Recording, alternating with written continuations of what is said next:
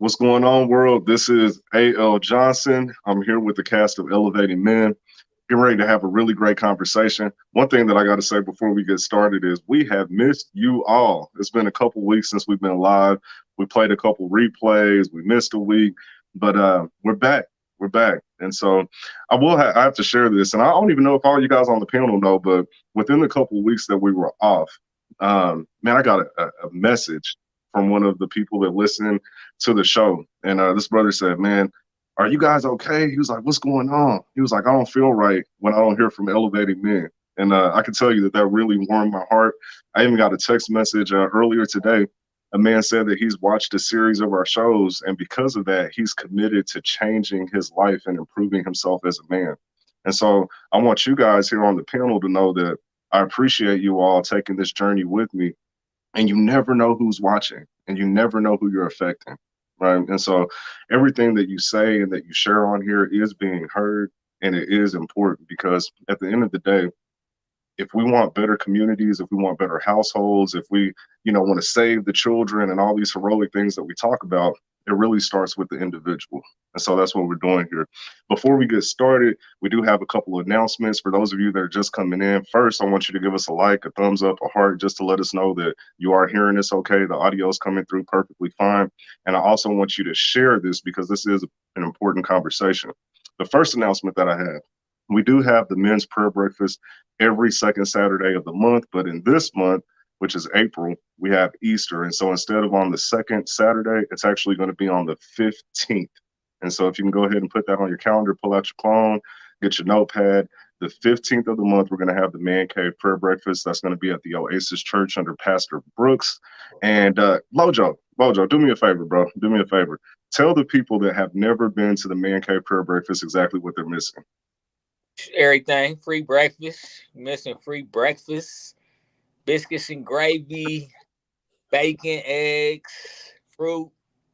You're missing some free food, but man, the conversations are so dynamic. It's always enlightening to be in a circle of men that are willing to be vulnerable and just kind of open up, because what you recognize is that within those vulnerabilities, we all share some similarities about those vulnerabilities and, different situations that have caused us to shy away from being vulnerable, whether it's single parent home or I was raised by a dad that never showed any emotion, or I was raised by a mom who told me that emotions were for girls and it made you weak. Just different factors, different, fear factors that when you really begin to open up and understand that, we share a lot of similarities when it comes to pain and things of that nature, it changes our entire perspective. I agree, man. I love it. I love it. And so again, the 15th of this month, April 15th, we're going to be at the Oasis Church, the Man Cave Prayer Breakfast. This is open to men of all ages, men and boys of all ages. It's 100% free. We're not looking for any money. We're just looking for your presence. LeBron, you said that you had an announcement that you wanted to make. You have the floor.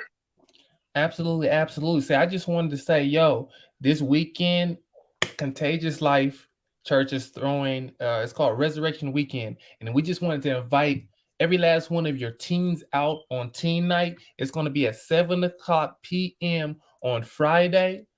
On Saturday is Impact Day. Impact Day, we're going to look, we about our community. We want to make an impact. We're going to have food, music, games, communion. We're going to have the hunt, is what I call it. And we're just going to have a real good time because we love family. We're a church where we love God, love people, love life, and we're world changers. And then last but not least, on Sunday, it's called Homecoming. It's called Homecoming. And we're just saying, hey, look, if you don't have a church home, if you don't have anywhere to go, you want to have a place that you feel welcome and loved, we just wanted to invite you out. And that starts at 11:45 a.m. Also, Impact Day starts at 12 p.m. So come and we just want to invite you out and have a good time. The address is 7907. I didn't lost the address in my head, but I'll get that back to you. We'll type it on there. High Grove Road. Appreciate that. 7907 High Grove Road, Grandview, Missouri. Definitely. We appreciate that. For those of you that are just tuning in, we're just going through our announcements before we get into the meat and potatoes of today's conversation. We're going to be talking about men's greatest fears. You don't want to miss this conversation. Definitely go ahead and share it with your people so they can be involved in the conversation as well. LeBron, before we go any further, I want to thank you. So I did an interview a few weeks back. It was with a woman called Ellie Lilly. She's over a program that helps our youth learn entrepreneurship. And so juniors and seniors in high school, they're able to go and do internships. They have different business owners come in and speak to them and help them understand what that next phase of life looks like. And the thing that I love about Elevating Men and the brothers who are on this panel is that when they see a good cause, they get behind it. And so whenever you reach out to Elevating Men, if you reach out to myself, if you reach out to Lauren, whoever you reach out to, you get all of us, right? And so LaRon, actually, for the past few weeks, has been going out to the school. He's been teaching communication skills. He's been, pouring into the children, motivating them. And I got word that he's been doing an excellent job. And so I wanted to thank you and give you your flowers publicly. I appreciate you going out and doing that. You're doing a great job. Do you want to share a little bit about that experience and kind of what you've been seeing, what's been going on? Wow. Well, first of all, I appreciate you, Andrew, bro. You a blessing, bro. Yeah, man. We just look. It's really about getting the team's head start. The thing about it is that most of us didn't have a head start. We were told to go to college. We were left there, get a good job, and that's it. Well, I'm saying, hey, look, if college is not your thing, it's cool. Chase your dreams. But at the end of the day, once you transition from high school to college or high school to entrepreneurship, the one thing you're going to have to know how to do is communicate. You may never use A squared plus B squared, but you need to learn how to communicate. So I'm training and developing them to hone those skills. And then I'm showing them how to find their passion and purpose in life so they can skip all the mess that we went through trying to discover it, doing jobs, doing a whole bunch of other stuff. So I'm aligning them so they'll have a better chance than we did. Thank you. Like I said, we appreciate it. We got a comment real quick. I definitely want to address that. We got, where is Carmen Sandiego? Y'all remember that game? Carmen Sandiego back in the day. She said, I see so many men talk about unhealthy things and not having emotional stability, but here you're creating a safe space for them. Thank you. I appreciate that. I appreciate you tuning in. That's what it's all about. Safe spaces for men. Andrew Boykin. Let me tell y'all about this guy real quick, if you never tuned in. This is our resident therapist. He doesn't have the paper or the degree behind it, but he has real world experience. And I can tell you from personal experience, over the last 5 to 6 years, this man has made a huge impact in my life. He's someone that I can talk to about anything. And when I mean anything, I really do mean anything. And so, Andrew, can you tell the people a little bit about restin2050.org? I know they see the website right there, but what is it exactly that you're doing? So restin2050.org, or the restoration. Person was asking me today, what is the restoration? And I was trying to think of all the RE words like revenge and retaliation and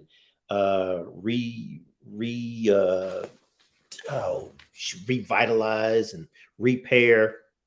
All those kind of words have some kind of connotation that some other type of source or person had an impact on what is broken. And the restoration says that, okay, I am the broken vehicle, and we all are the restoration for those who would like to be a part of it. And we are the broken vehicle. However, restoration says that we don't need anything outside of this particular shape in order to restore. And what that means is, if you're empty, I can pour into you. That's mind, body, and soul. I can pour into you. It does not cost money. It does not say that revenge is necessary or we're doing this to thwart an enemy. It means that there's something inside of you that can be restored so that your storefront is now full again. And it was not about anything or anyone outside of us, meaning we have been given all the tools, all the brain power, all the care and desire and the heart to do whatever it is we want to do. And many of our conversations say that we want to build a better future for our children and for our children's children. So to build actually starts right after the words come out of our mouth and puts life into our hands. So that is the moment when it's time for us to actually do the work, be the work, and restore each other so that we can actually be strong enough to pass on that strength to the year 2050, a better prepared generation who will then take what we restore them with, add to that, and prepare to pass that on to the year 2100. They then will take that, prepare to pass that on to the year 2150, and so forth and so on, until someday we will not be having this conversation. That's what it's all about. One thing that you said, we were having a private conversation. You said that I can't wait for the nonprofit organization that is created that ends the need for nonprofit organizations, right? When we think about it, we have these nonprofits that are centered around mentoring children and battered women and all of these different things. And if we could just solve those problems and not need the nonprofits, that's the goal. And so that's what the restoration is about. Visit restin2050.org. Consider making a contribution. It can be as low as $10 a month, but it's going towards our future, and it must happen. It must happen. I want to mention a few people in the comments section. Go ahead, Drew. Real quick, your contribution, if you look on our tagline, we will not eat from this seed that is planted, meaning there's no overhead. There's no salaries. There's nobody writing a check. The monies that go into the account grow. And we show you quarterly that there are no deductions. Oh, we don't take out for gas, or we don't take out for, no, we will not eat from this seed that we plant and prepare to pass on to the next generation. Love it. Love it. Want to shout out a couple people. Tammy Martin, she said, yay, LaRon, go out and pour into the youth. For those of you who are unaware, Tammy Martin is definitely an ally. She is someone who connects people in the community. She's a selfless person. We absolutely love her here at Elevating Men, and she's actually the director at the YMCA on Truth. So definitely support the YMCA and that organization. I believe that they're actually in the midst of some fundraising, and so connect with Tammy Martin. Thank you for being here. Nashina Nicole, I see you tagging one of your friends. Thank you, and we appreciate that. Lauren, we appreciate you too. I see you tagging some friends there. Friday Hall, Cerise, she is an amazing businesswoman. I'm actually going to have her on an individual podcast. You guys need to hear some of the things she's doing. She's amazing. Niecy Houston, we always appreciate your support. We are at the 13-minute mark, so we're going to wrap up the announcements and all of the pleasantries and all that and really get into the conversation. But before we do that, I have to give a little spotlight to our Vice President, Lauren Jones. For those of you who are unfamiliar with him, not only is he the Vice President of Elevating Men, he also sits on the board of Lifted KC. He's an excellent father. He coaches several sports. He is all about the youth and fatherhood, and he's been a very great business partner and a friend. And I got to share this personal story. I was going through something. I called him. I was broken down. Next thing I know, I had food at my house for like a week, right? And I didn't ask for it. This brother just saw that I was in need, that I was hurting, that things weren't going, the way that I wanted them to. And he just stepped up, and he's just an excellent man, excellent husband, excellent father. And so I wanted to definitely give him his flowers as well. And since we've started Elevating Men, he's started his own business. He's become a partner in a car lot. Lopez Boys Auto Sales. He's got some great things going on over there. Just take 1 minute. We're at the 14-minute mark. At 15 minutes, I'd like to go ahead and start the conversation. Tell us a little bit about Lopez Boys Auto Sales. Hey, Lopez Boys Auto Sales is your new home for pre-owned vehicles. We have two different ways we work. We obviously keep inventory on our lot, but also if you just don't have the time or don't want to take the time to source your own vehicle, let us do the work for you. Let us do the work for you. We'll set up a quick consultation. You tell us what you want us to look for, and we will go out there and find it for you. So Lopez Boys Auto Sales, check it out. Also, Keeping Up with the Joneses podcast is coming out soon, so just stay tuned for more information on that too. Appreciate you, brother. Making a brother blush.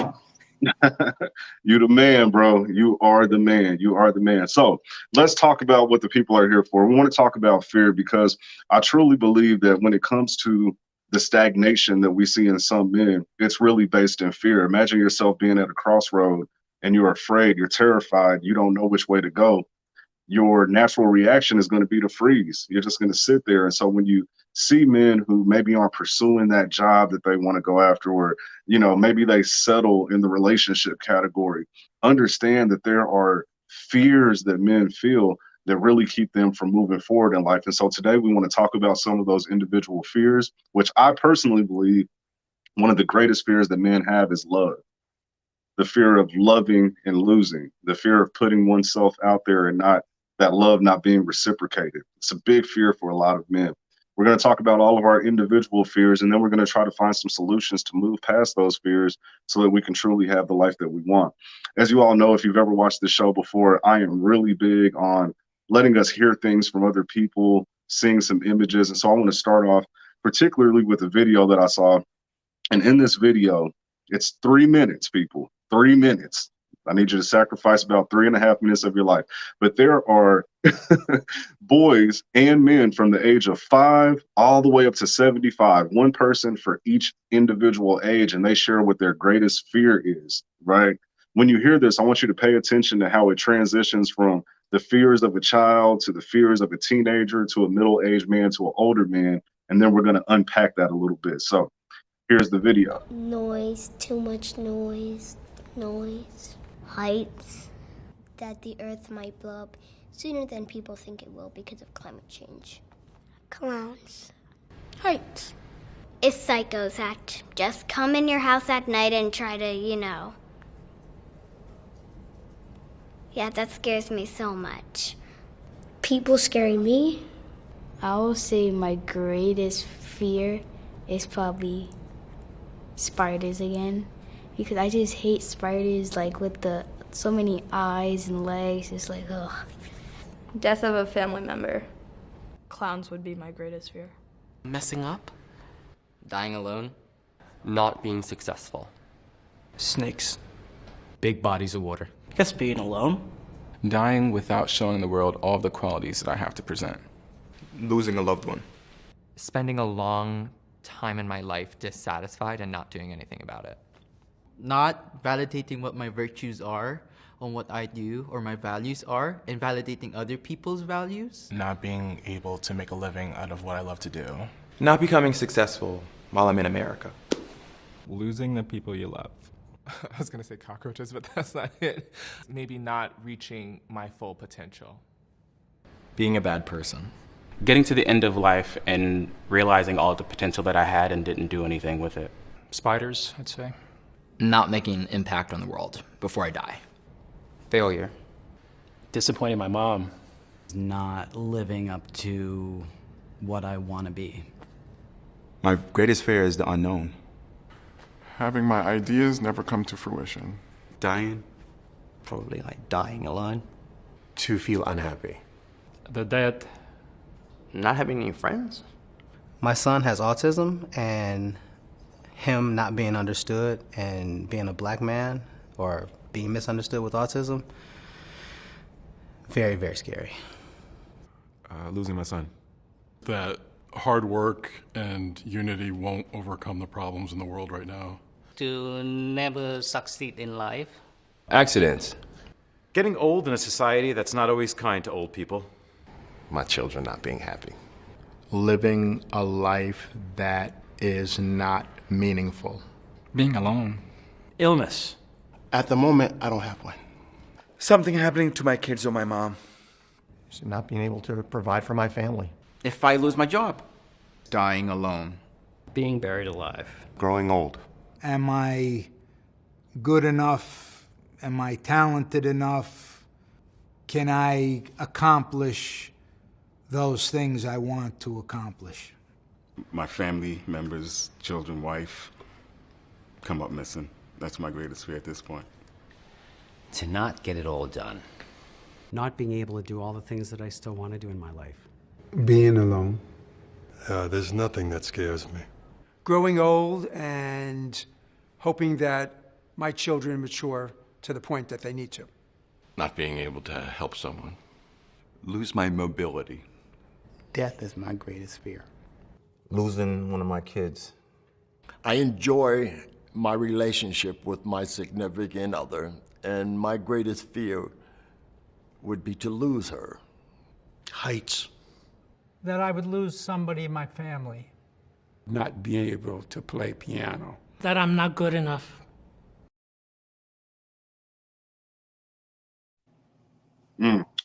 So, we're missing our brother, LeBron. I think he switched cameras.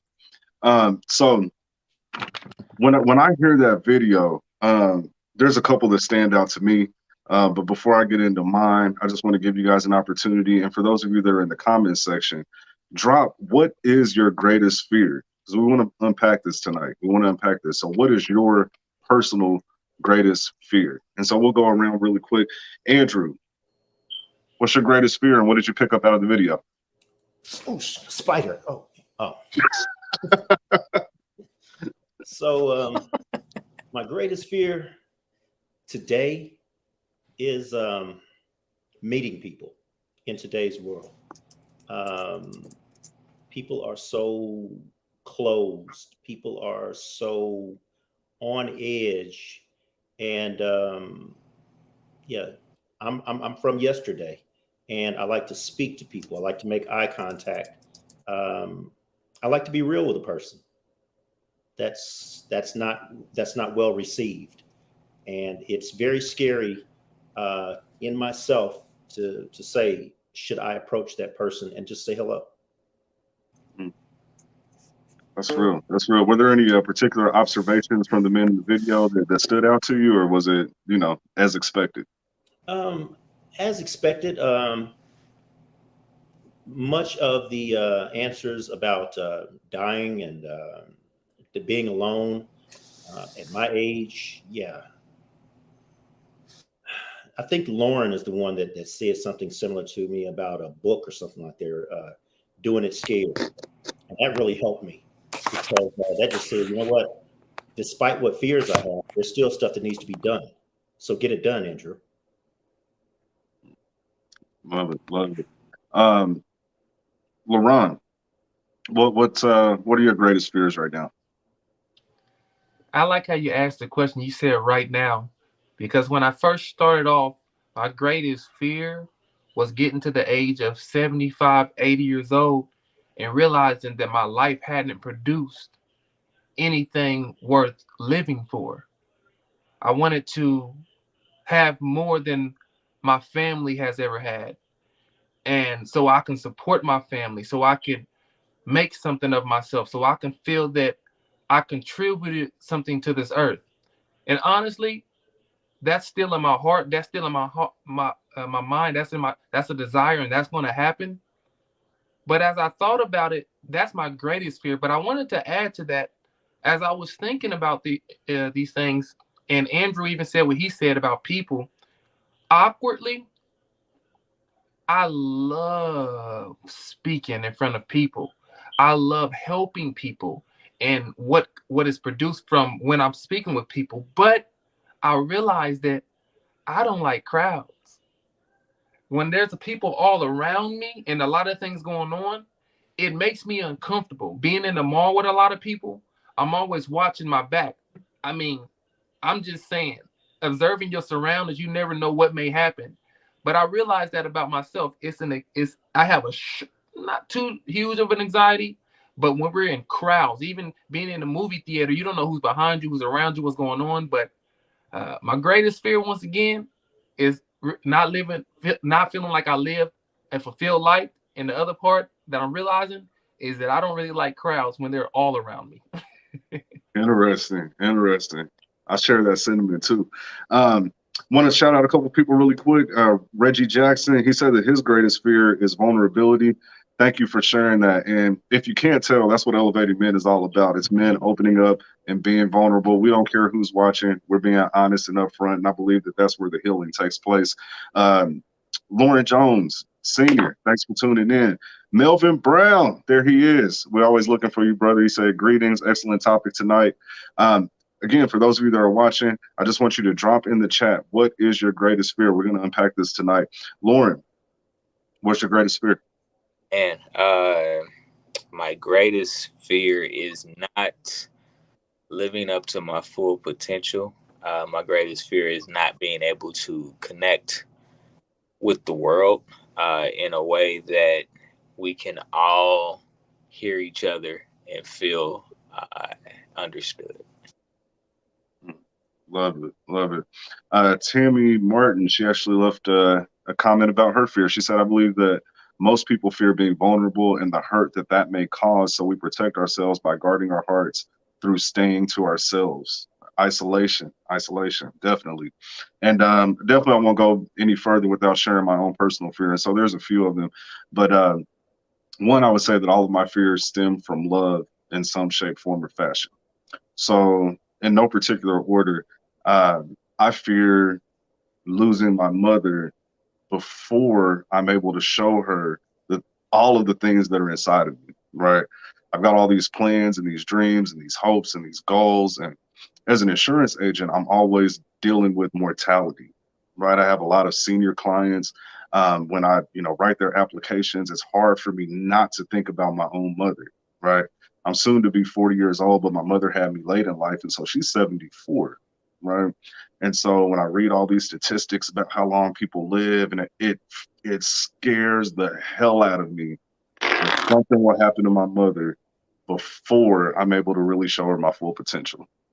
Another one that I have is the fear of one of my children passing away before I do. I've seen the pain that can cause. One of my best friends, he lost his son at the age of 21. And I could just tell you, he hasn't been the same since. And I can only imagine what that feels like. I see it all up and down my timeline, people losing their children. That is a great fear for me, a great fear for me. I also share the sentiment that a lot of men in the video did, which is dying without really reaching my full capabilities. So I'm gonna share a quick story with you. December 22nd of 2021, I was in a car accident, pretty bad car accident. I was going across 71 highway. Some guys had just stole a car. They ran a red light, hit me at the front of the car, spun me around to where I was facing oncoming traffic. It happened so quickly that in that moment, I really wasn't able to think. But of course, afterwards, and I was able to process and really think. And I said, golly, if that actually would have been it, I wasn't prepared. I didn't have my family prepared. My children weren't prepared for me to be gone. And so not being prepared and passing away is a huge, huge fear.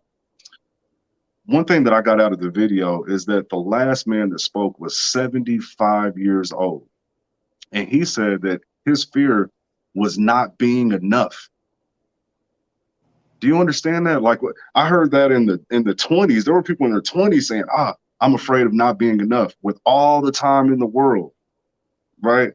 But then at 75, there was a man who still had the fear of not being enough. And so for those of you in the comment section, I just want to know. I want to know. And for those of you on the panel as well, how is that possible? That we can go all of our lives, reach the age of 75 and still feel like it's possible for us to not be enough. Laurent? It's funny that you say that, because feeling like that it sounds like it could have been, I just want more in life. But really what I got from it is that there wasn't enough done in his life to where even at that point, he still felt that he wasn't enough. That's interesting. So when you say hadn't done enough, I just want you to unpack that a little bit. What are some things in your life right now that if you felt that you hadn't accomplished, that you could be at the age of 75 and say, man, I'm afraid that I will not have done enough? You know that you still have time, you're still breathing, heart's still ticking, but you're feeling like you haven't done enough at 75 years old. That's a long ways off, but it's coming. And so what does that look like for you? Wow. Andrew, as you asked me that question, To be honest with you, bro, I got a little sentimental. My eyes begin to water a little bit because I begin to think about my family. I begin to think about my mother, my father, my brother, my sister, my wife, my children, everyone who's dependent on me to make it because I made them promises. And if I would have died today, all those people that I just named will feel the effects of it because I'm the one. And I know I'm the one. And I would feel unfulfilled if I wasn't able to give my wife and my children the life that I told them that I would give them. How I told them that I was called and I have a big vision and I'm going to change the world around us, to be able to support you, to be able to get out here in the world and to let people know that they are good enough, to let them know that they can do it. Their dreams are possible. If I would have died today and I did not mount the platform, to let people know that there's something great in them, I would feel like that my purpose got cut short. Appreciate that. Andrew, I saw you raise your hand. Lauren, I saw you raise your hand. You both had a little excitement, so whichever one of you like to jump in. Lauren? Man, I tell you, it was interesting when I heard him say that. It took me to, and I used the current phrase that we use, but give them their flowers while they're here. I think about him not feeling validated. You know, as a young boy, you want to feel validated by your father. You know, as a man, you want your wife to say, "Wow, baby, you've done everything and more." And you know, I just listened to that and I'm like, wow, you know, he never got that validation from anybody. To think that at 75 he's still not enough, that he still has to do a bunch of back-breaking work in order to feel whole, you know. And so I will say, you know, give people their flowers while they're here. You know, understand that everybody at some point in your life will fail you, but that shouldn't define how you view them.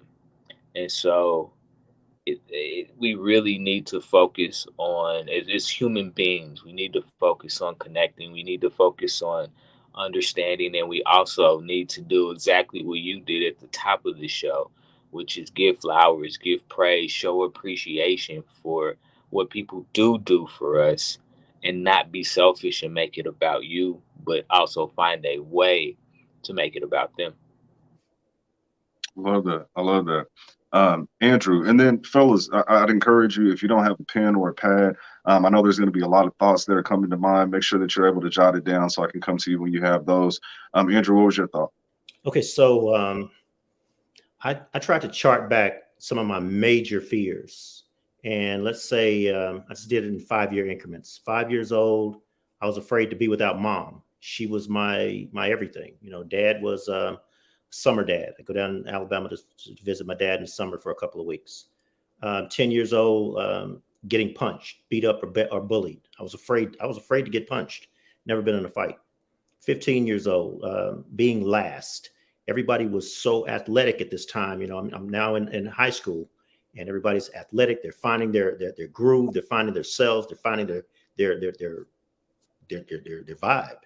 And I'm not finding mine. 20 years old, being somebody. It's like, okay, I'm not in the household anymore, and I am supposed to be an adult. Who am I supposed to be? I am afraid to be in this world, and I don't know. I'm not prepared. 25, growing into what? Because I'm now getting older, and I'm feeling myself. So I put on this mask because I don't want anybody to know that I don't necessarily know where I'm going. So I'm going by, you know, my face, my body, my agility, ability, but anything other than my accomplishments and my depth. So I'm not being vulnerable, as one of the gentlemen had talked about.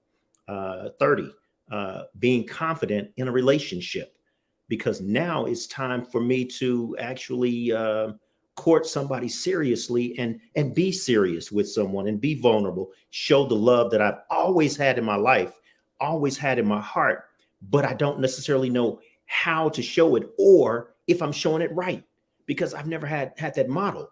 Now being a father, because my daughter was born when I was 31. So at 35, being a father, I'm afraid. What do I do when the baby gets sick? What do I do when the mom's not there? What do I do? 40 years old. Am I providing enough? Because I'm still trying to find myself. This is crazy. This is madness. I'm now afraid of my own madness. 45 years old, I'm getting old. Now I'm afraid of my time clock. 50 years old, I'm just afraid of still being relevant.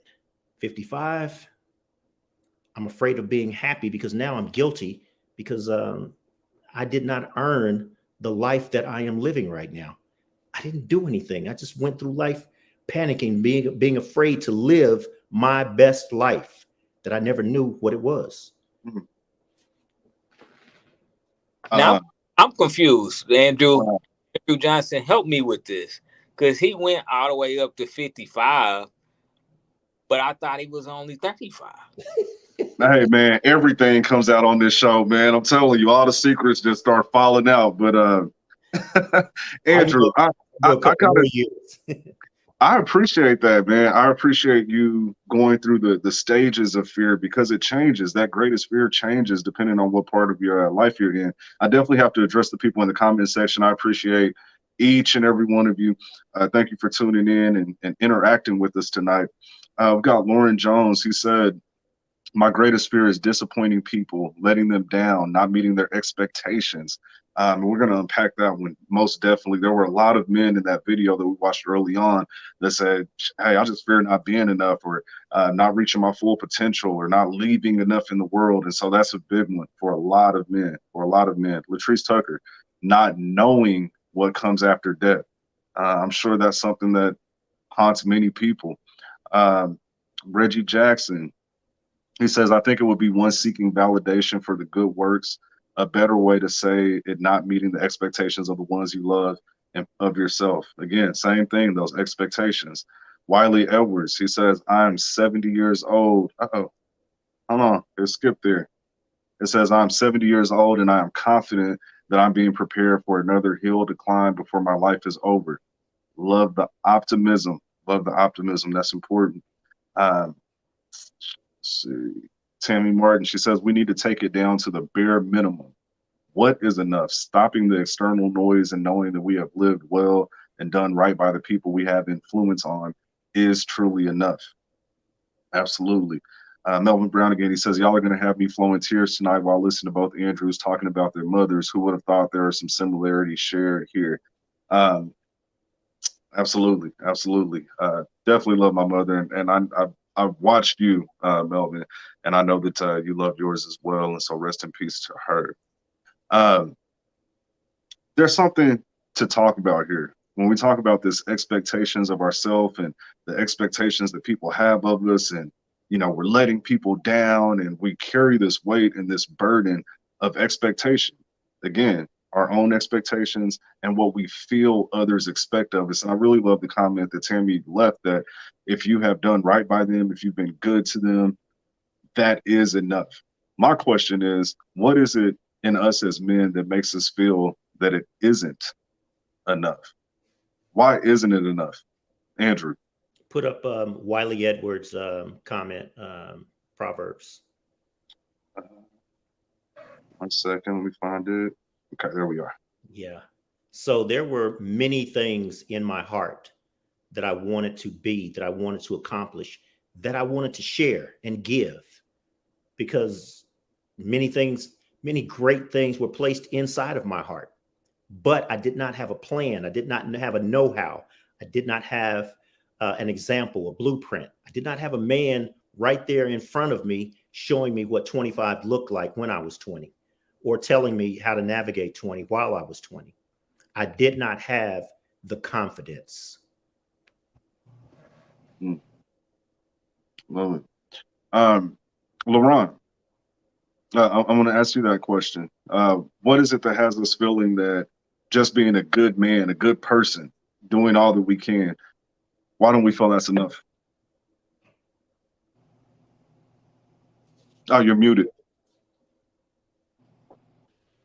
A lot of times we feel that way is because we take on the opinion of the world, we take on the opinion of society, we take on the opinion of culture. And when we don't measure up to that standard, we feel less than. I felt less than because at one point I was told that I was ADHD, ADD, had a learning disability because I wasn't able to focus long on things that didn't interest me. And because of that, I felt insecure. And I took on that as an identity. And what happens is we take on the identity of the world. And if we're not living to the standard of the world, we don't have the right amount of money. If our relationships are not like the ones that we see on TV, which most of them are an illusion. but if we're not standing up to the tell lie vision, then we feel that the vision that God has given us is not enough. That's a good answer. That's a good answer. Let me ask you all something, and you know, you can just blurt it out or whatever. But we've been on this journey together for a couple of years now. Has the brotherhood of elevating men helped you in any way? Is that a question for us? Yes. You better stop playing. What kind of question is that? You know, doggone well has helped us. Okay, go ahead, Andrew. My bad, AB. Well, the reason I asked that because it's my belief that the main reason that we've all been affected in a positive way is because we have learned to connect with other men. And when I go back to the beginning where I said that love is one of our biggest fears, but we don't really connect it in areas that aren't obvious to us, right? Yeah. And so when I say that I have a fear of not being able to show my mother something, it's because I love her. When I have this fear that I may lose a child before I check out of here, it's because I loved it, right? And so when you take that idea of love, we love to be accepted.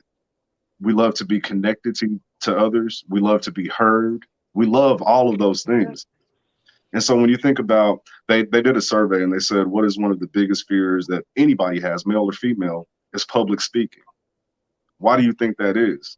Well, if we love to be accepted, that's one of the quickest ways to not be accepted is to stand in front of a room full of people and get no feedback, right?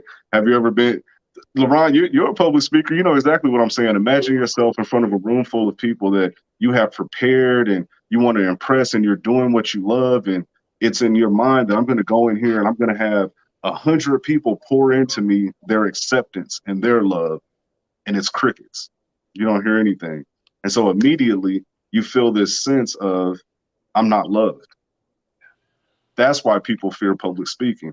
And so if we can really get to that root of love and how it affects us and what our attachment is to love, I believe that can be a major breakthrough for a lot of people. We got Robert Hawkins here. Thanks for joining us. This brother, he comes through and he drops nuggets. And so I can't wait to hear what he has to say. He said, good evening, fam. Thought I'd come through and share a few thoughts. I'm just going to sit and listen for a minute, though. And then exactly 5 minutes later, he says, I am grateful for my ex-wife and current girlfriend because between the two of them, they taught me to live in my own self, not be selfish, but live in my own self. What I mean by that is I know what to do as a man. I know what to do as a mate. I know what talents God has given me. And when I use those talents to serve the women I'm with and make sure we are good, I don't fear anything. And I'm not disappointed because I know I'm doing what keeps me grounded. Respect, honor, trust, wisdom, tenacity, and it cut off. I think it was too many characters. I agree with that. I absolutely agree with that. Reggie Jackson, he says it has to be love without ego. Absolutely. Kareem Jackson, For those of you that don't know this brother, he is the owner of Black Kansas City Magazine. He lives in the Philippines. He overcame his fear of being in a different place, and he started his business in an entirely different country. And so he's someone you want to check out, blackkansascitymagazine.com.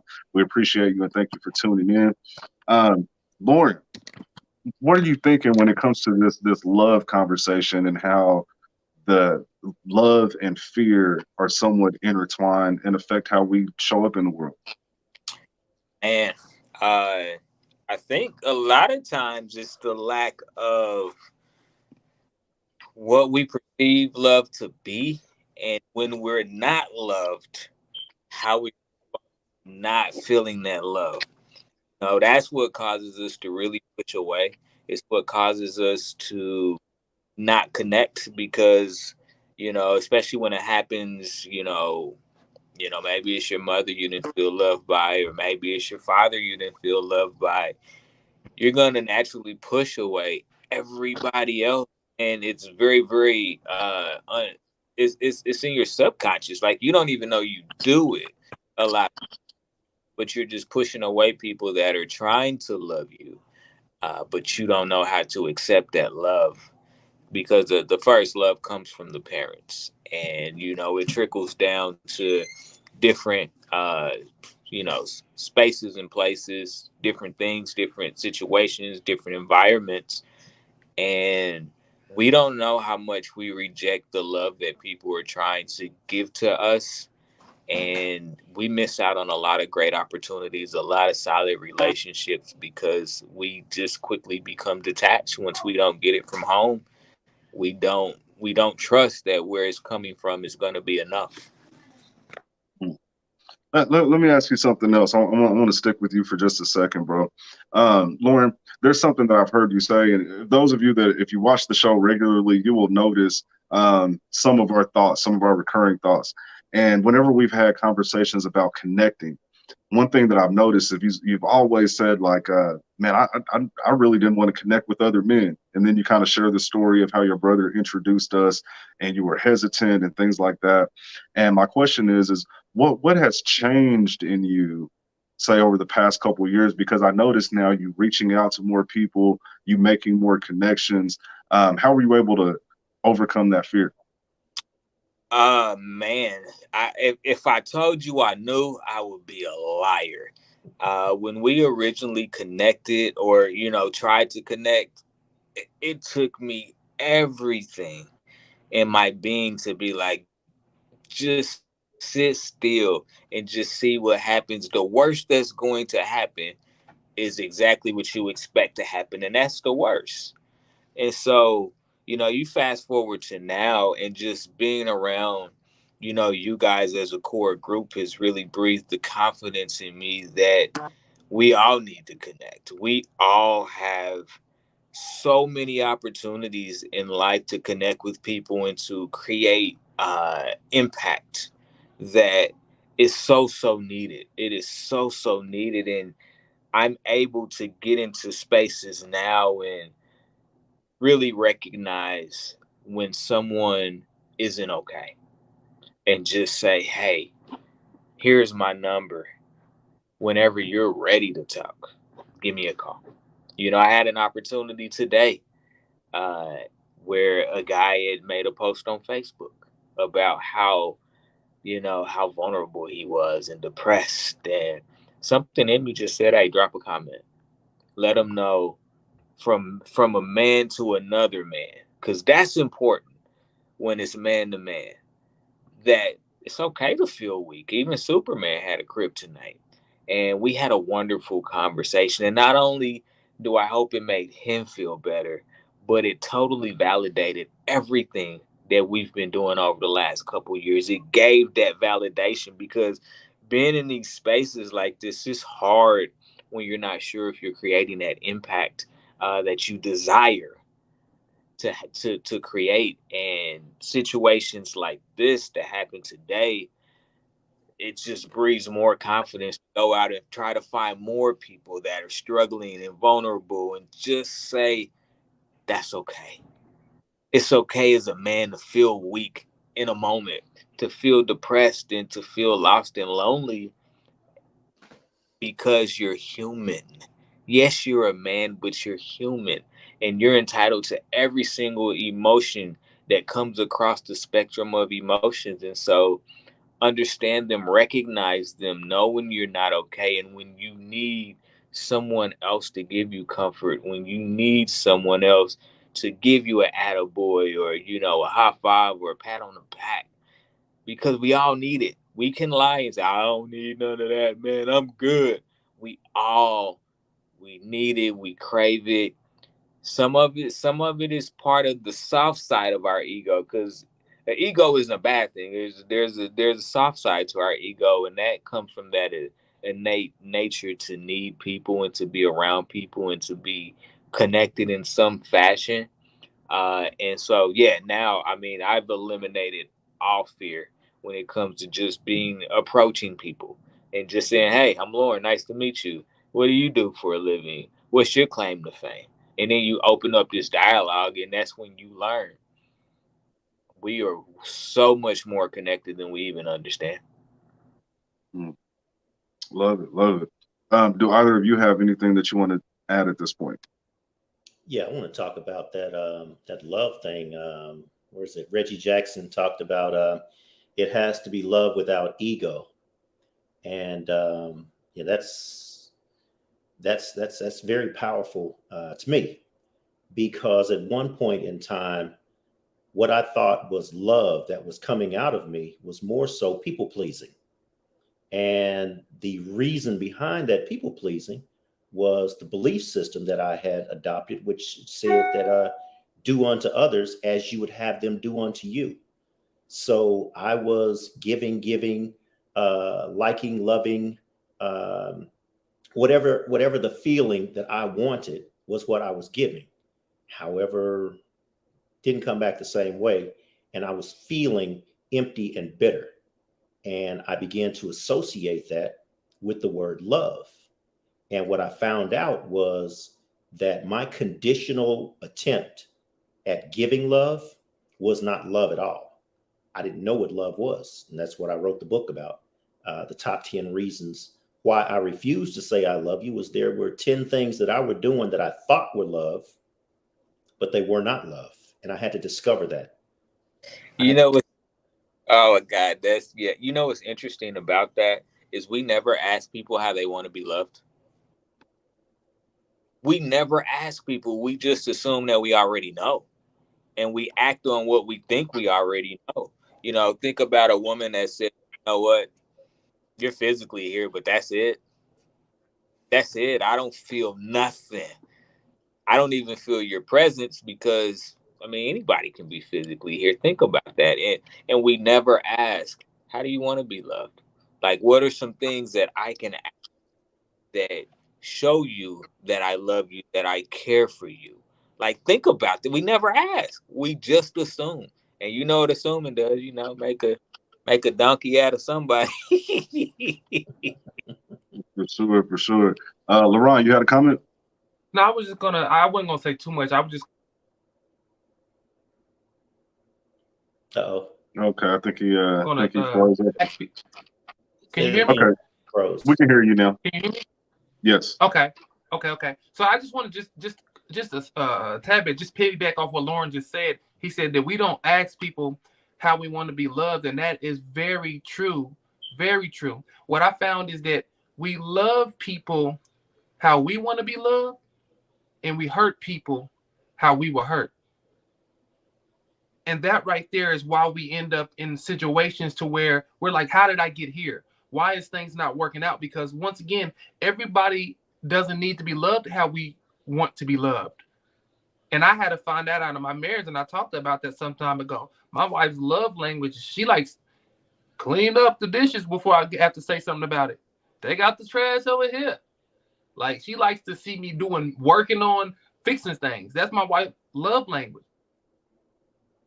But I was loving her in a very affectionate way because I love affection. I want to be hugged on. I want to be kissed on. You feel what I'm saying?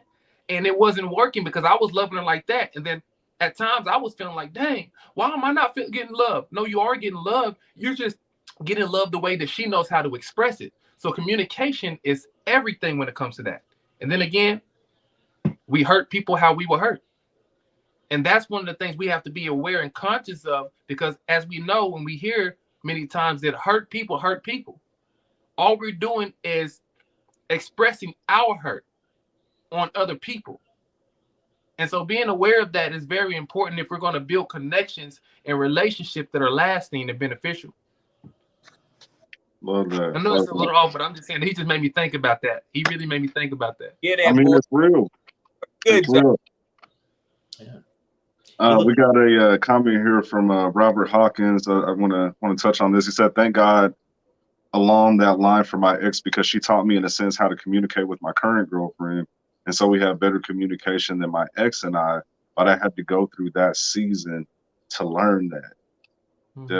Definitely. And I believe that in all of our interactions with people, male or female, romantic or platonic, we learn a little bit more about love. And I believe that the more we learn about love and how it works, right, it begins to remove and eliminate some of the fears associated with it. Andrew. So some of us learn, some of us feel. And when I say that, it sounds like Robert had an opportunity to learn versus feel salty about the breakup, and processing all the bad things of the breakup instead of understanding that there was an I in that relationship, and I could have communicated more. I could have communicated just like she told me how to communicate. That is the learning part. And a lot of us don't listen, because love, what I've learned in this time frame that I've learned about love, is that love says exactly what it says. And if you are listening, you have the opportunity to respond to love, not respond to fix, not respond to help or any other word other than what love actually said. Because it speaks very clearly if you're listening deep enough and you set your ego aside, because the response may not even be a response. It just might be a silence. That's true. It's it reminds me of the Bible verse where it describes love, and I don't want to butcher the verse, but it says that love is patient and love is kind, love is long suffering, and all of those things come into play, especially in the situation like you said. Someone needs your help, right? You have to have the patience to say, let me actually just listen and hear them out, versus my desire to pontificate and show them that I've got the solution and all the answers to everything. There's a kindness and a softness involved in that. Andrew, go ahead. So what am I saying when I say this? Shit, God. I gotta go. Did I say anything? You didn't, but you're frustrated. And what if you don't know me? I would still know you're frustrated. And here's the thing. I spoke volumes. And the receiver had an opportunity to hear me. And the receiver had an opportunity to respond, because they were placed in that position to find out what they would do with the love that they know that they have inside of them. Because had it been someone that they know, like a family member, is, hey, what's wrong? What's going on? But because they don't know this particular person, they don't have that love for that particular person. They have this fear. And that's what I was going to say, because it's fear.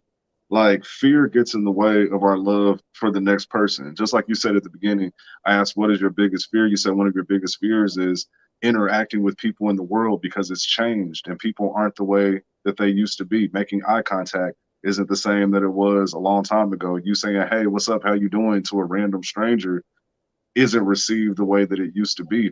And so there is a loss of love in the world, and that loss of love is replaced with fear. And so, this conversation, for those of you that are just tuning in, is about the fear that we have as men, whether it be the fear of loss, the fear of love, the fear of not being enough, the fear of not accomplishing enough, and really, how do we unpack that and overcome that fear so we can live the life that we want?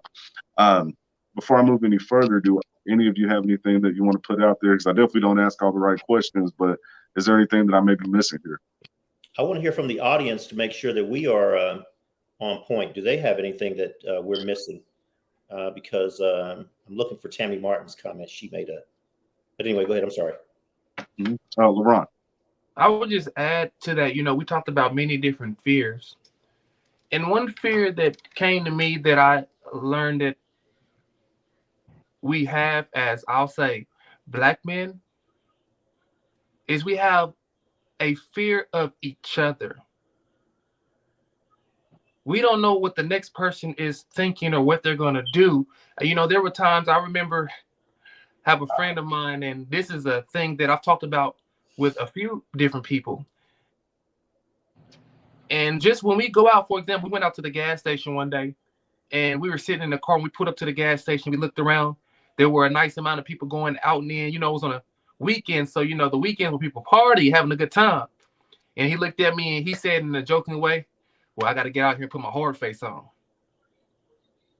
See, because of the way that people will look at us, because we have a certain, he said, a fear that if we don't put on a certain image, people will try us.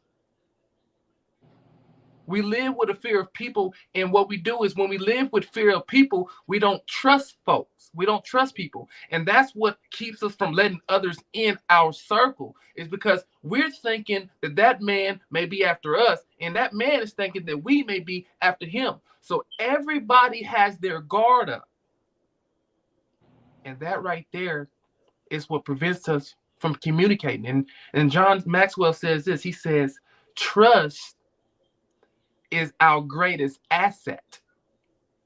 But how can we trust who we fear? And that's what we live with. That's deep. That's deep.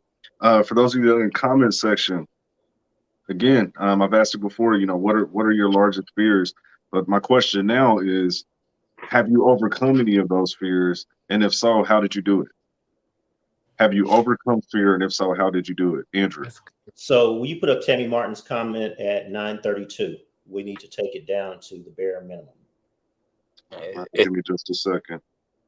Yeah, it's about midway through. It's 9:02. It's not 9:32 yet, Andrew. Oh, I mean, well, yeah. I'm looking for it. So anyway, how have I addressed some of my fears? Some of my fears basically says that I am getting ready to enter my fourth quarter, the big 6-0. And I don't have the luxury of entertaining my fears, whatever they may be. Done with them. It's like, do it scared if you have to, Andrew, but do it because it needs to get done. When Tammy said this, the first thing that popped in my head, what is enough? I am enough. And I got to believe that. Stopping the external noise about how I'm going to be perceived or judged, or the feeling that's going to come back that I may not like. It's not about my likability anymore. It's about what needs to be done. And what LaRon just got finished talking about, the gas station scenario. Imagine if, and I think, Robert, no, it wasn't Robert, but Reggie Jackson used said something about his biggest fear is being vulnerable. Imagine if we're at the gas station and we're laughing and we're smiling and there's a whole bunch of people, and we got out of the car with our laughter, and those hard faces were looking at us and they were judging us, and we went up to the door and we opened the door for one of them and actually invited them into our world, said, "How you doing, brother? Have a great day." Being who we were, being vulnerable, and giving some of that vulnerability to a world that has not felt what vulnerability feels like, or the other side of what it could feel like.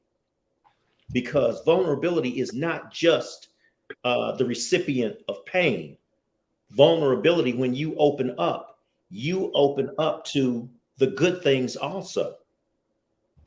And the good, oh man, it feels really good when you are not afraid to open up to life, the good and the bad.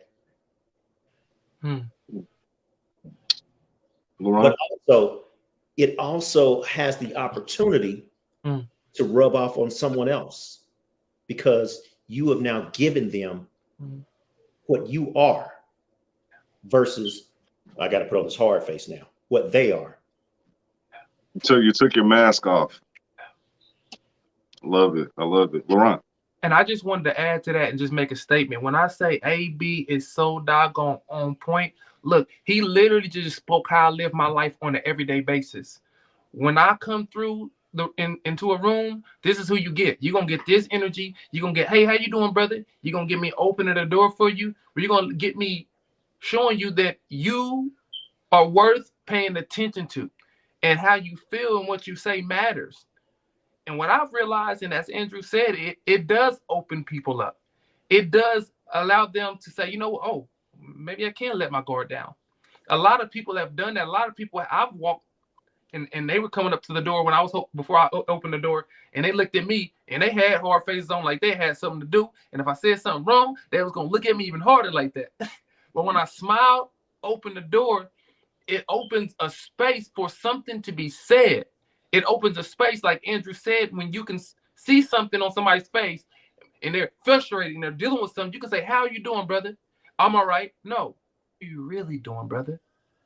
It gives space to open up that conversation. And once again, as men, the first part that we have to get past is that wall. We have to get past that place so that we can get into that vulnerable spot. And the only way we're going to get into a vulnerable spot of other men is by being vulnerable and open ourselves. I believe that. And you know, one of the things with men too is we have this innate sense of competitiveness, right? Like we compete for women, we compete for resources. We're in this constant state of competition. And there's one thing in the boxing world that you will see, and they say that after a fighter who's undefeated loses a fight, or a fighter gets knocked out, he's no longer the same fighter. Like you can maybe think of 3 or 4 examples where somebody got knocked out and then they came back and won several, but in the large scheme of things, once they suffer that defeat, they are not the same. And so what we have to do is kind of evaluate how we internalize our failures, right? Because we're all going to fail. We're all going to make mistakes again. And this is whether it's in a relationship, whether it's in your career, whether it's in raising your children. There are mistakes that we are bound to make because we're human beings. We're imperfect. And so that's going to happen. But how do we handle that? And how do we prevent ourselves from that being a reason not to love ourselves and in turn close ourselves off to other people? Why don't we want to get back in the ring? Like the boxing analogy. We got knocked out, life knocks us out. Now we're afraid to get back in the ring. We were in a relationship, it didn't work out. Now we're afraid to get back in the ring. There was a woman that left a comment on a post that I made a couple of days back, and she said, can you guys talk a little bit about, why men are like, I can do it on my own. I really don't need a woman. I don't need that. That just comes from hurt. It comes from pain. He was in the ring at one point. He got knocked out, knocked down, or lost the fight. And now he has this overwhelming fear of ever being in that position again. And so can you guys kind of talk a little bit about just that piece of it, that competitive nature that we have and that desire to win, that when we lose in life in any area, it makes it hard for us to go back and try again? So for me, I don't like to lose because I don't want to see those who are looking at me, looking up to me, who I'm leading, to see me lose, because it makes me feel as if their confidence is now shaken. Because if I am the strongest person in their life and I just got defeated, ooh, what's going to happen to us now? That's a real sentiment. Let me lighten the mood up. Could you imagine getting knocked out in front of your boys or something? Like, you know what I'm saying? They're like, hey, dad, come. My dad's going to get y'all. And then you get laid out. Whew, man, I couldn't imagine that, bruh. Oh my goodness. But it's real though. I mean, it's a real thing. Like you know, I know there are a lot of ladies that tune into the show, and I believe that the reason they're tuning in is either they have a son that they're trying to find some words of guidance and wisdom from other men. And some of it, I just believe that some of the women, and you ladies let me know in the comment section, is that they want to hear how a man thinks because they're trying to understand. Maybe some of them are single and they're looking for a man themselves and they can't understand why, for the life of them, they're a good woman. They have all the qualities that a man would want, but they're not getting what they want out of men. Right. And I believe that in a lot of instances, especially once men reach a certain age and they've had certain life experiences, that they feel empty in the love department and they become selfish. Right. And so I'm just talking about conversations that I have with men off screen. It really has to do with the fact that maybe they've loved before and they've been hurt. We don't handle that well. A woman can be hurt and love again and hurt and love again and hurt and love again. A man goes through that and he has that big blow to his ego. Some men become like players for the rest of their life after that, right? And so what is that about? What is that about? I know most of the men here on the panel, you know, are married, but I'm sure that you can put yourself in that state of mind. You know, just imagine that. Andrew. So put up Robert G. Hawkins' comment, the overall message that God taught me. I should have summarized a little bit better. And I'm reading it at 9:52 p.m. You know what? You're in a different time zone. That's why you keep. I'm like, what? Oh, my bad. Okay. Yeah. Here we go. Yeah. I got it. So read that. Read that right there. All right. We have the overall message that God taught me. I should have summarized a little bit better between those two women is that God made me this man for them, for that time, made me enough. So when I live, okay. God made me enough. And a lot of men don't realize that at certain points in their life, because when they finally, I'm sorry, let me stop generalizing. I didn't realize that at certain points in my life, because when I finally realized I was enough for that moment, time had already taken me into a new moment. And unfortunately, I forgot that I was enough for every past moment and that I could have been enough for this new moment and the next moment. I was trying to think my way through instead of just breathe and know that I'm enough. I didn't know. So I guess the point that I'm trying to make when you talked about a lot of single women out there trying to help their sons understand, somehow people are going to have to let them know that they are already enough. You know, they are already enough. All they have to do is now be. Yeah, I wish that 75-year-old man that was in the video that said that he fears dying and not being enough, I would love to hear him expound on that thought, because as a man who's approaching 40, you know, that's 35 years from now. And I can't imagine how many times he had that same feeling and thought process of not being enough, and never overcame it. I imagine that he tried. I imagine that he did different things, but he still ultimately reached the age of 75 and still had that feeling of not being enough. And so we really want to find ways that we can prevent that even for ourselves.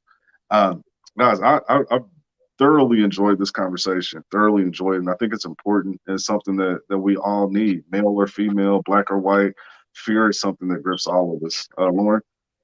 You know, it was interesting. I thought I would hear this from one of the 5-year-olds or one of the younger kids. But it was one thing that I didn't hear that I think if you go deeper, it is to fear the dark. Fear the dark. I remember being frightened as a kid to the point it's pitch black and I cannot see anything.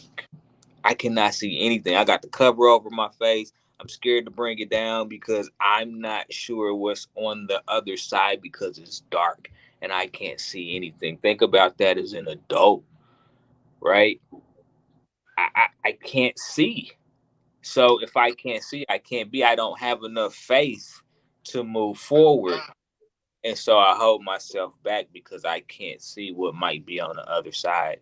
And so I'm not willing to take that step because it's dark. I can't see it. And that's one of the biggest fears I think all of us have is we just don't know what's on the other side. I think Latrice talked about being afraid of life after death and not wanting to die because you don't want the finality to hit you. What if there's nothing on the other side? What if it's just dirt and mud when it rains? Is that okay? Or what if, you're not sure if you're going to go to heaven or hell, if that's what you believe in, because you don't know what's on the other side because it's dark and you can't see it. And I think our faith is our faith. We have to have a certain level of faith in order to move forward. We have to have a certain level of faith to be vulnerable, because if we don't have that, we'll never take that step. We'll never, ever take that step. So many times, Andrew, Lauren, you might hear me saying, and forgive me, Lauren, you haven't heard me say this, but you all got 20 years before you get to where I am. You can either entertain what you don't know and waste time thinking about it, or you can keep it moving, because 20 years is going to pass whether you actually build or are prepared for it or not.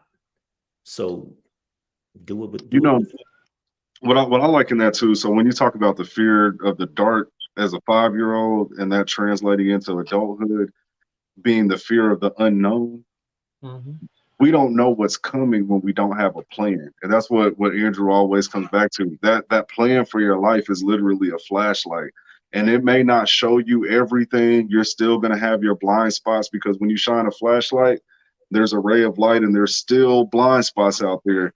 But that increased visibility takes away a lot of the fear. And so what we have to do is really teach our young men and even ourselves. I keep wanting to tie it to young men, but at the end of the day, a plan is a plan. Whether you create that plan at 15, 25, 35, 45, and beyond, creating a plan does eliminate a lot of fear. And so even when we talk about relationships, platonic or romantic, is there a plan involved? Because if you have all this fear and anxiety moving into the relationship, there's probably not a plan in place that's giving you that increased visibility to understand, okay, this is step 1, this is step 2, this is where we're going to move from this phase to this phase.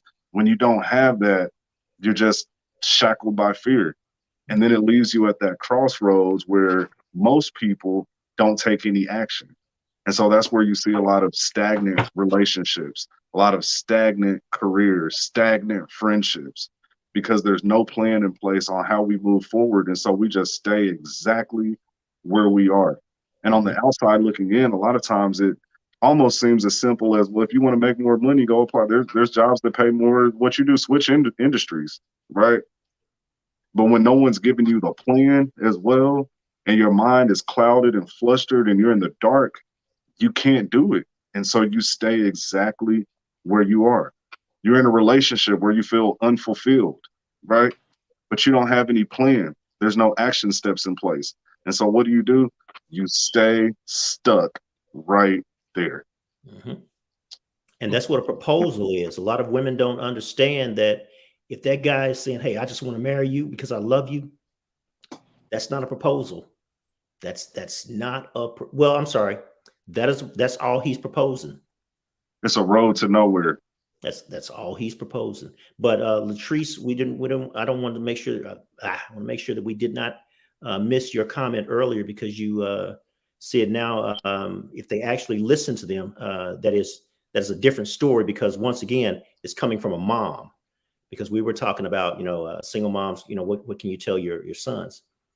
Find that male that's available for you, including elevating men. Because Lauren just got finished saying, hey, I'm ready to talk. And LeBron goes to schools talking to the youth already. So, and then I just want to take this quick moment just to let you all know who may not be familiar. Elevating Men does have a plan that we encourage men and young boys to employ in their lives, it's two concepts. One is the four quarters of life, because if you just look at your life as this one continuous, span of time, it is very difficult to plan. And so planning in segments is best. And so what we do is we look at it as the four quarters of life, because essentially we live to about 80. Every 20 years acts as a quarter. And in each 20 years, there's a plan that has to be developed and cultivated.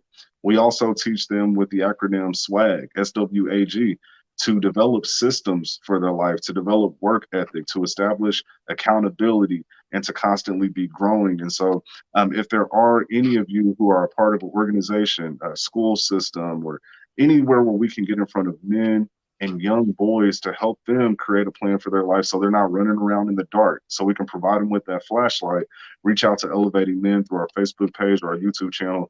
We would love to help. That's what we're here for. Fellas, Lauren, did you have something you wanted to add? I wanted to throw this little tidbit in there. I was just kind of looking things up. So in the year 2020, the average life expectancy of a Black man was 77 years old, right? The average life expectancy of a Japanese man was almost 85 years.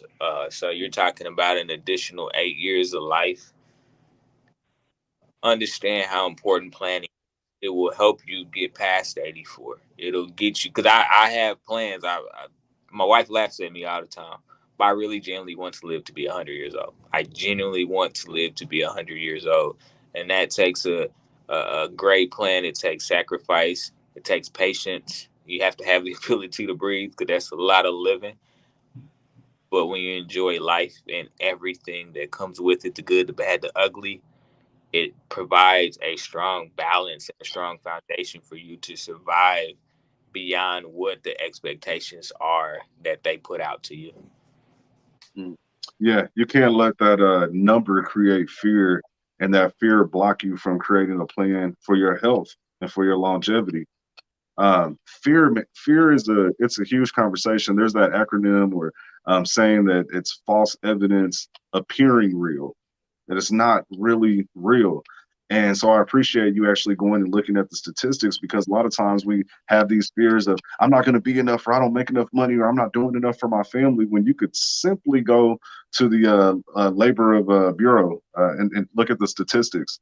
And it'll show you that only 18% of people in the entire United States make over six figures. But if you go on social media, you would be under the impression that everybody's making $8,000 to $10,000 every single month in and month out, when it's not the truth. And so now you're comparing yourself against a false reality. You're looking at,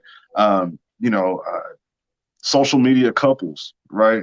And they're flying in and out of the country, every week. And, they're stopping and they're buying designer handbags and all this jewelry and these things. And now you look at yourself as someone who's inadequate because you can't provide those things for the person that you love, when the reality is a lot of what they're doing is sponsored, right?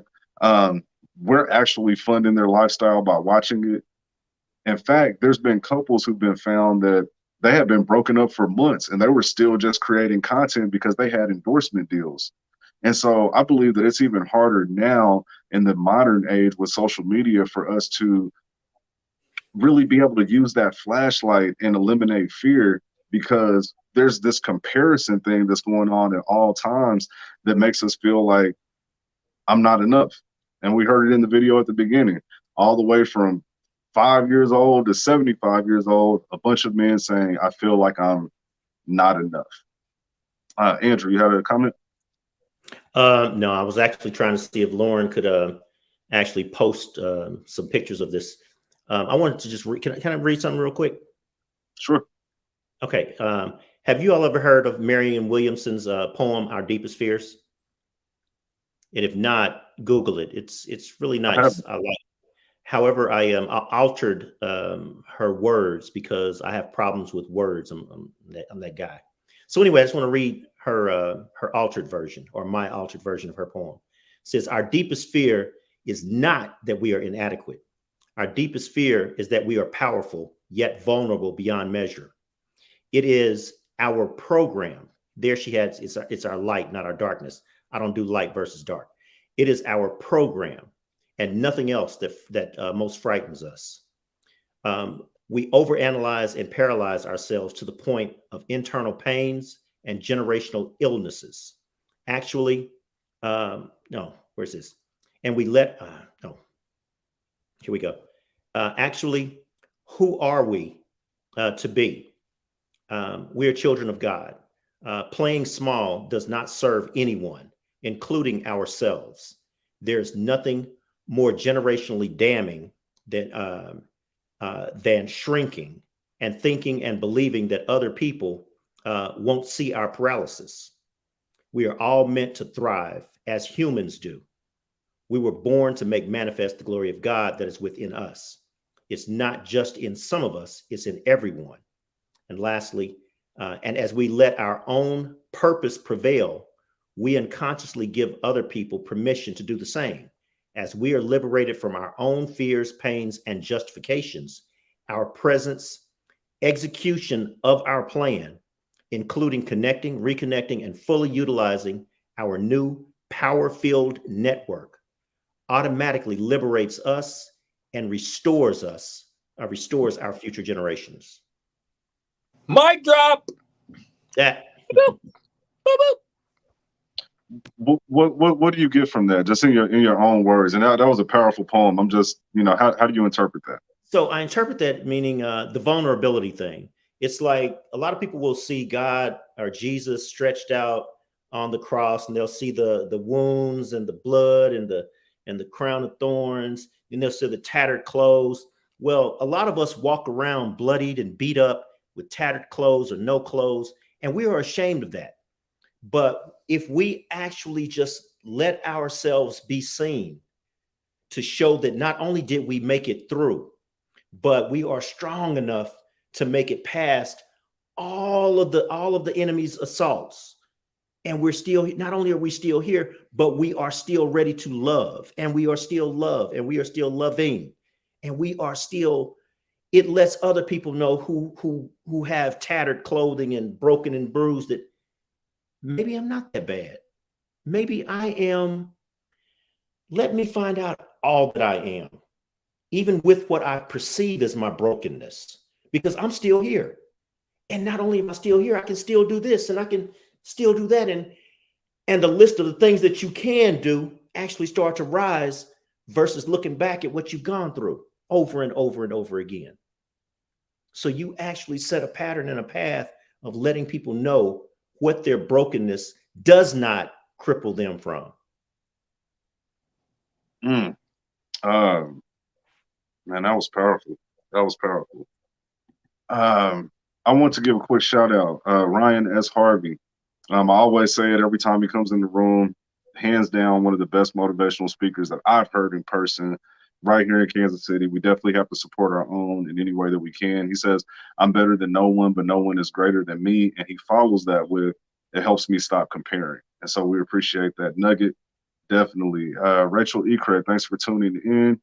We appreciate your support, and we definitely value you. Nisi Houston says she likes it. I liked it too. Man, that was a powerful representation. Powerful.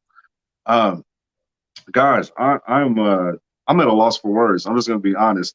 That last part that you said, Andrew, that hit me, with Jesus with his outstretched arms and tattered clothing and the blood and the thorns, and we do walk around like that. A lot of us do. We're beat up, we're bloody, we're torn, but we try to hide it.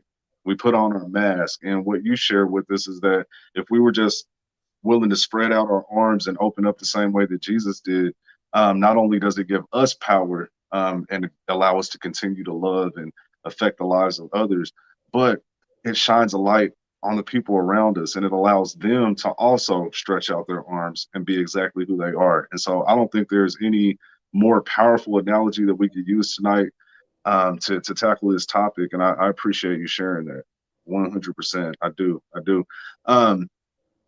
Any of you guys have anything that you want to add? Yeah, I'll add one thing. When I think about a puzzle for a second, when you initially open a puzzle, it's just a bunch of pieces, and you were trying to figure out how to put that puzzle together. Which pieces connect to the puzzle? Think about life the same way. Think about that person that maybe walked by that you didn't say hello to, that you actually thought about saying hi to, but for whatever reason you didn't. Or think about that, think about that little kid that is looking up to you as a mentor, literally looking up to you because you're bigger than him. And the little things that you can do, the small, the just the tiniest examples of, how to be a good person, how to connect with other people and showing them that way. Think about that as another puzzle piece, because the coolest thing about the puzzle is when it's done. Like, oh, this is the picture that was on the front of the box. But how often are we just give up and we don't search for the pieces to put the puzzle together for the picture that we've imagined in our heads our whole lives, but we're too afraid to actually find those pieces and connect them and eventually create that picture that we've been looking for our whole lives. Yeah. And the part that we miss a lot, and Andrew alludes to this a lot in our conversations, is that the pieces are the people. The people that we're walking past every day, and like LaRon said, you're at the gas station, you mugging each other instead of, hey, brother, how you doing? That person very well may hold a piece to your puzzle. And so it's all about being open. It's all about being able to spread and show love in any way that we can. One thing that I have intentionally done over the last, this is just the past couple, maybe 2 or 3 months, is speaking to people. Because normally I'm just a person, I'm in my head, I'm in my own thoughts. When I go to the gym, if anybody's ever seen me there, I got my earphones on, I'm working, I'm doing my thing. There was one particular day I went at a time that I normally don't go. I hate going to the gym when it's busy, but I did this particular day. There was probably about 8 men in there at the same time. And when I walked in, I'm gonna be honest, I was like, oh, it's too many people in here, right? But there was a conversation that opened up. And in that conversation, I realized that there were a couple brothers in there that had pieces of my puzzle. I was like, man, that's very interesting. So now whenever I go into the gym, if I see a brother who's working out, I'll go right to him. Hey, man, I've seen you in here a couple times. How you doing? The last time I did that, found out that a guy that I've been in the gym with, I can't even tell you how many times, is a real estate developer and a firefighter, right? And he was able, I told him about elevating men. We're sitting here having a conversation. And he's like, man, what you guys are doing is very needed. Could you imagine how much trauma a firefighter goes through? Because we're there before the ambulance and all that. Do you know how many people I've held in my arms that were taking their last breath? And he shared with me some moments that he'd had that were difficult to get past, right? I've made new friends just by opening my mouth. And so I love that you brought up the analogy of the puzzle, because a lot of times we are so afraid to connect with other people that we never get the pieces of our own puzzle that we need so that we can get that complete picture. So we don't end up like that 75-year-old man who's near the end of his life and he says, I'm afraid of not being enough.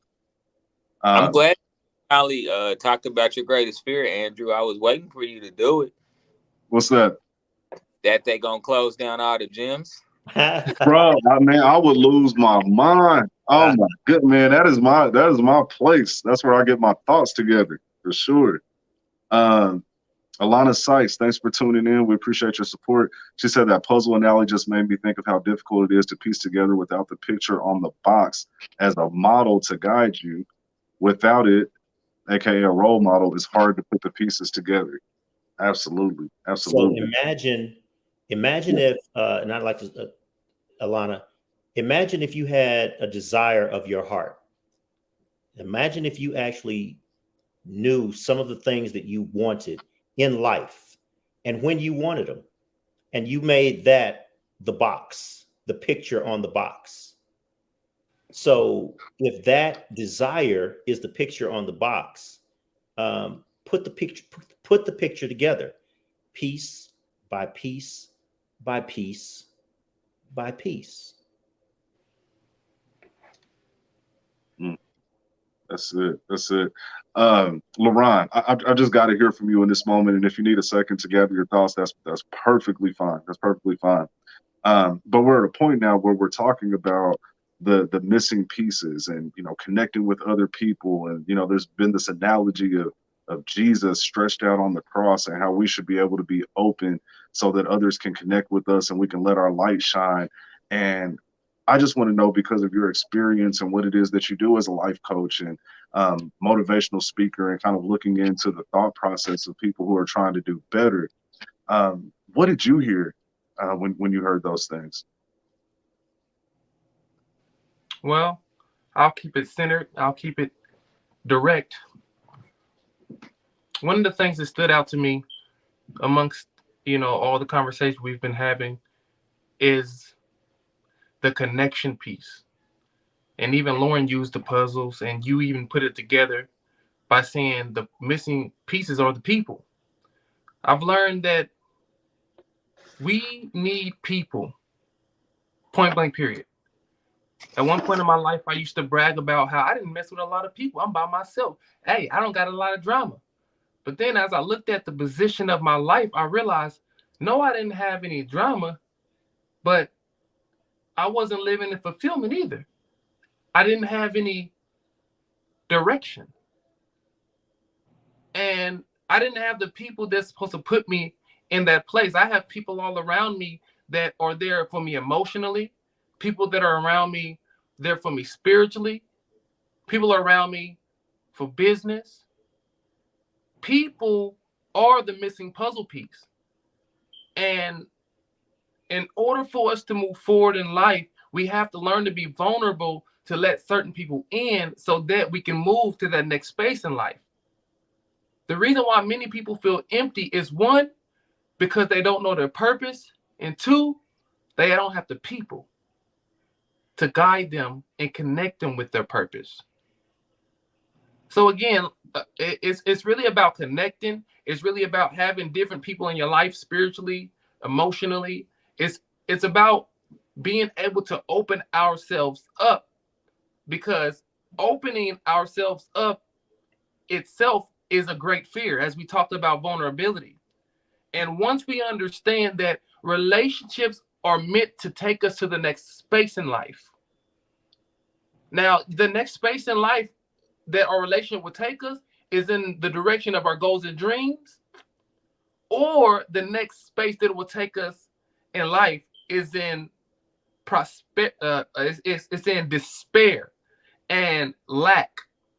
Depending on what type of relationships we have, depending on who we are willing to be vulnerable with and open up with, will determine whether it takes us to the next level or it keeps us in place in cycles of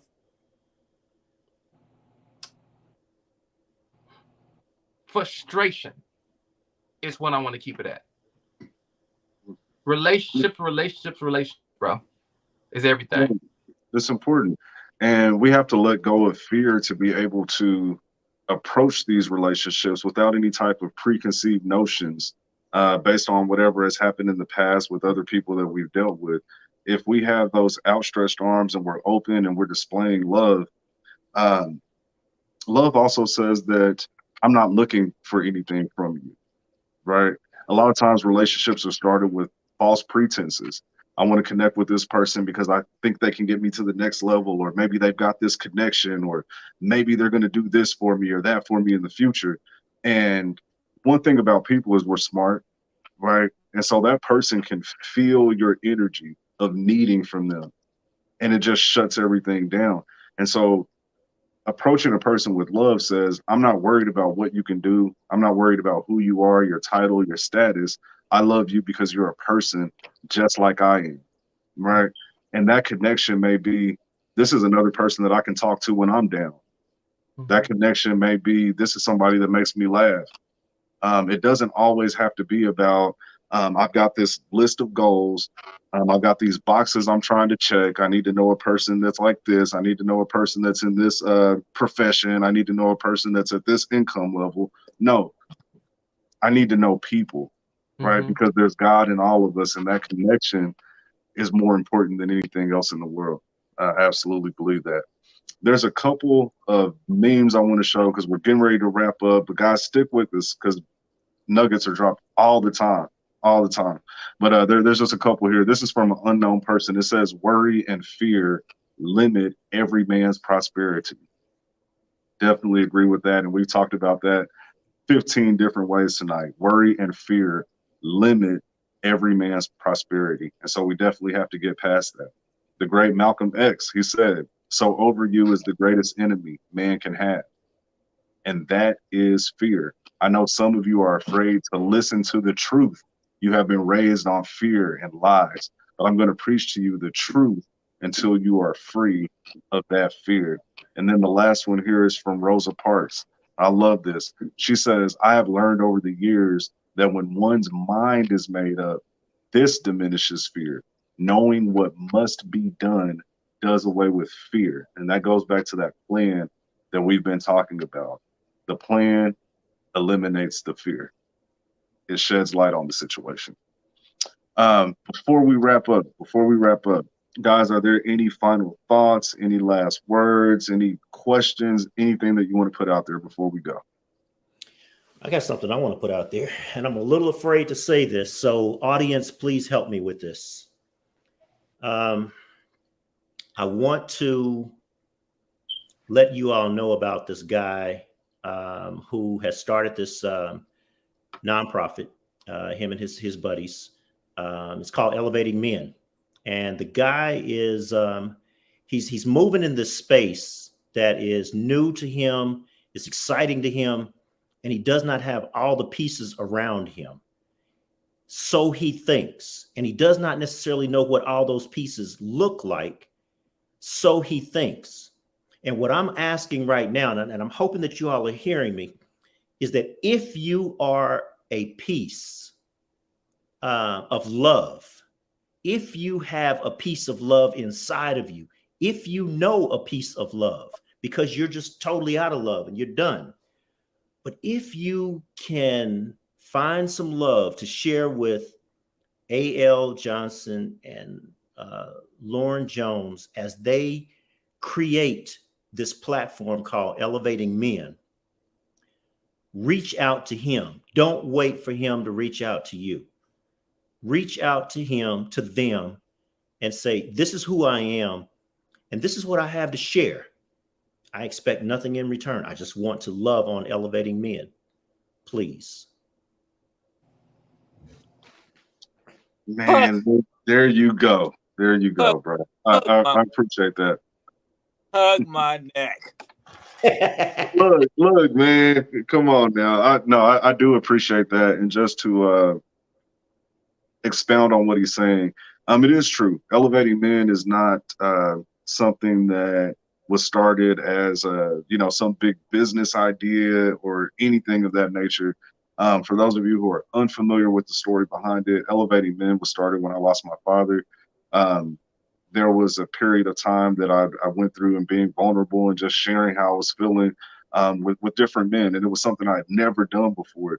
And I noticed that in opening up and becoming vulnerable, that other men became vulnerable with me.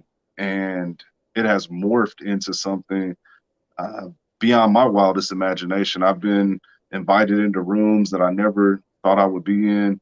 I'm in a place right now where things are moving quickly. Some of the things I don't understand. We're searching for resources. I connected with these brothers, Lauren, Andrew, LaRon, and we're on this journey together. We're trying to help as many people as we possibly can. We don't have all of the answers, but we're willing to be vulnerable and have the conversations that we believe will move the needle forward in our community. And so if you want to take this journey with us, there's a couple things you can do. Visit us at elevatingmen.com. That's our website. You will see a donate link. And where those donations are going to go to is helping us properly structure. We want to structure Elevating Men properly. We are a 501c3, so your donations are tax deductible. But we want to implement programs that are going to help the men in our community be who they need to be so that the women in our community can be who they would like to be and haven't been able to because the men aren't there.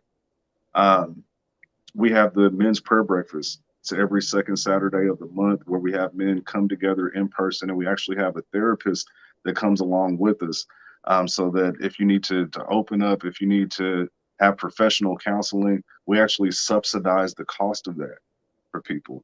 And we have a lot of other initiatives that we're working on. We're looking for solutions. And so we want you to help us. You can also subscribe to our YouTube channel. Just Google Elevating Men, click on videos.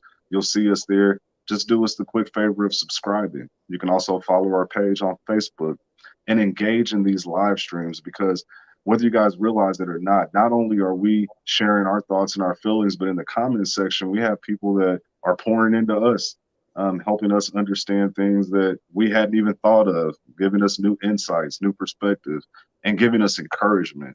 Most of all, encouragement. I can't tell you how much it warms my heart when we get off of these live streams and then I go back and look and you see all the people that watched it and shared it and the comments and all those things. They mean a lot to us. And so just continue doing what you all do. You are great, and we appreciate you tremendously. So Robert Hawkins just dropped a comment. I hate that I missed those Saturday breakfasts, is because I have to work every Saturday, and I'm hoping I'm not pushing. There's the possibility that Saturday breakfast does not have to be the only opportunity to break bread. And what I'm saying is, if you have a day off and if you have a network, there's a potential of this network and your network sharing space at a time that is convenient for you, so that maybe something beautiful could happen from that moment. Just think about it. And yeah, I will say that is an open-ended invitation to anyone who wants to connect with Elevating Men. We're simply a phone call, an inbox, a text message away.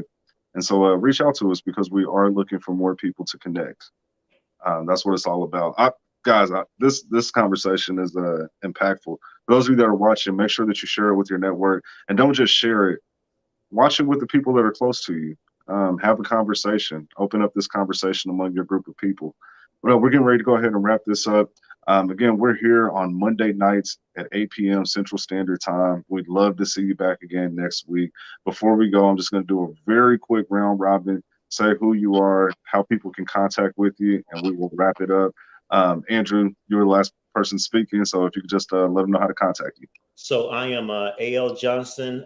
Contact me at A.L. Johnson Life Insurance. If you know anybody who needs life insurance, hey, I'm your man. I'm here to help. Yeah, what he said. L. Beasy, Laurent Barnes. Yes, sir. Listen, I train communicators. And in case you forgot, if you want to become an impactful communicator, if you want to present a message that will impact your audience, definitely connect with me. I'm ready to train you and get you up to present a presentation that's impactful. Also, if you are in life and you know there's more in you and you have not been producing all that God has put in you, I want to help you. I want to help direct you through life and navigate you and position you to live in your purpose. It's time to get out of being stuck. It's time, all these years in past, it's enough. It's time to get moving. If you're ready to move, let's start moving. Let's connect on that. Find me on LaRon the Motivator 2.0, or you can find me at the Balanced Entrepreneur as well. We would love to have you in our community. Lauren. Andrew Boykin, restin2050.org. 2050 will be here, whether or not you're prepared for it or not. So it's time we get prepared. Love it. And I guess I'm gonna be Lauren Jones then. Lopez Points Auto Sales for all your used car needs. But no, these are my brothers here, man. I love them all dearly, and I appreciate each and every one of you for tuning in. And so again, don't forget, put it on your calendar, April 15th, Man Cave Prayer Breakfast. Make sure that you're there. It's 100% free, and it's open to men of all ages. Don't want you to miss that. And again, make sure that you follow us on YouTube and Facebook. We want to see you. Thanks for tuning in. We'll see you next time.